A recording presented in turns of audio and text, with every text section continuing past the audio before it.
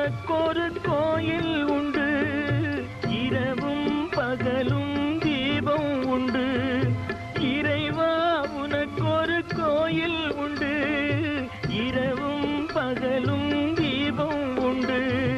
எனக்கென இருப்பது ஒரு விளக்கு, இதனுடன் தானா உன் வழக்கு. எனக்கென இருப்பது ஒரு விளக்கு, இதனுடன் தானா உன் வழக்கு. இதனுடன் தானா உன் வழக்கு. தண்ணீரிலே தாமரைப்பூ தள்ளாடுதே அலைகளிலே.